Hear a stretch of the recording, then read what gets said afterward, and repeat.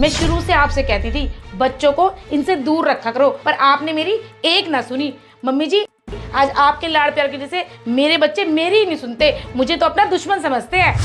बहू, तू क्या कह रही है? बच्चे मेरी वजह से दुश्मन बने? बल्कि तेरी वजह से दुश्मन बने पड़े हुए हैं। तो बच्चों को बात बात पे डांटती रहती है, मारती रहती है। बच्चे तेरे दुश्मन नहीं बनेंगे तो क्या मेरे बनेंगे क्या? देख लो आप अपनी मम्मी को, अब बच्चे कुछ गलत करेंगे तो उनको डांटू ना या मारू ना, जरा तो उनको मारती हूँ ना, मम्मी फटाफट उनको बुलाकर प्यार करने लग जाती है। बच्चे तो यही समझेंगे ना उनकी दादी अच्छी है और माँ बुरी। मम्मी जी, आज के बाद मैं अपने बच्चों को डांटू या मारू, आप कुछ नहीं बोलोगे।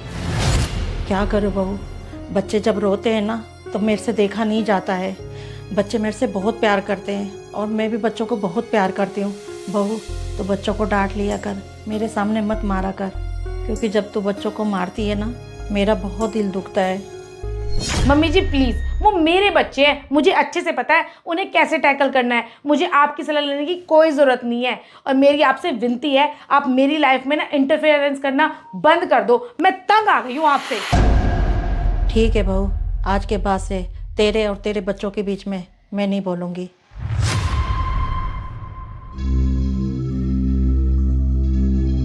विशाल, एक बात कान खोल के सुन लो, मैं इस घर में आपकी मम्मी के साथ बिल्कुल नहीं रह सकती।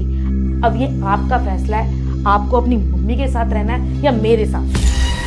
प्रीति, तुमने तो मुझे बहुत धर्म संकट में डाल दिया है। ना तो मैं तुम्हें छोड़ सकता हूँ और ना मैं अपनी माँ को छोड़ सकता हूँ। तुम्हें तो पता है ना मैं अपनी माँ से कितना प्यार करता हूँ। तो ठीक है, फिर रहो अपनी माँ के साथ, पर मैं तो तुम्हारी माँ के साथ इस घर में रह नहीं सकती। तुम्हारे पास एक हफ्ते का टाइम है, या तो अपनी माँ को गांव छोड़ आओ या मैं इस घर को छोड़ के अपने मायके चली जाऊंगी।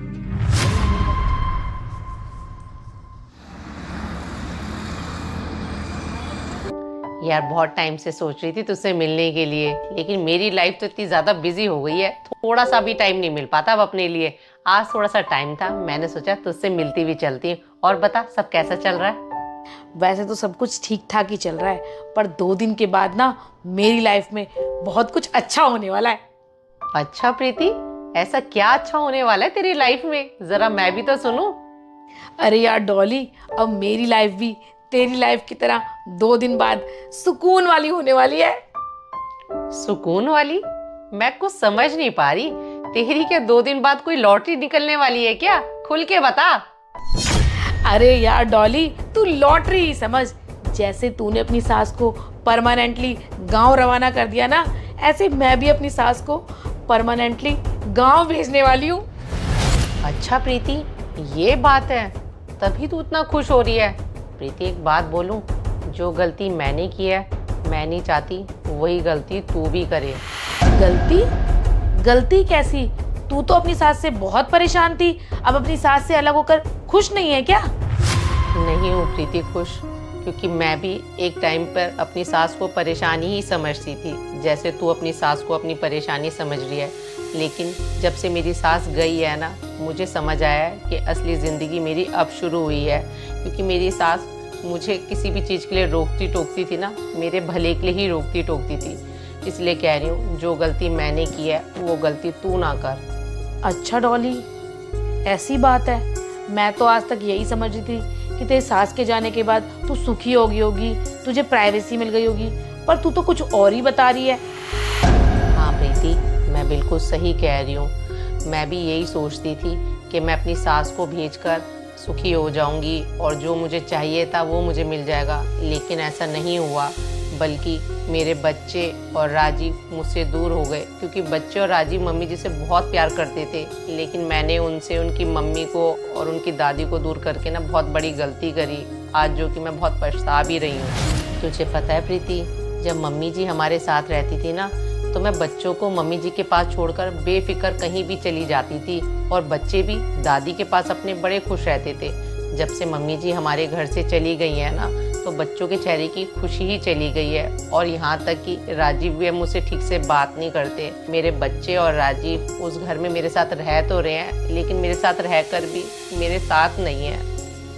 अच्छा डॉली, वैसे मेरे बच्चे और विशाल भी मम्मी जी से बहुत प्यार करते हैं। जब से उन लोगों को पता लगा है ना कि मम्मी जी घर छोड़कर जा रही हैं, वो लोग भी बहुत उदास रहने लगे हैं।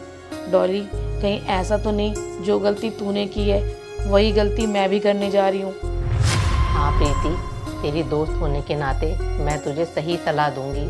मैंने जो गलती करी है तू वो गलती बिल्कुल मत कर, क्योंकि मेरे हाथ से तो वक्त निकल चुका है।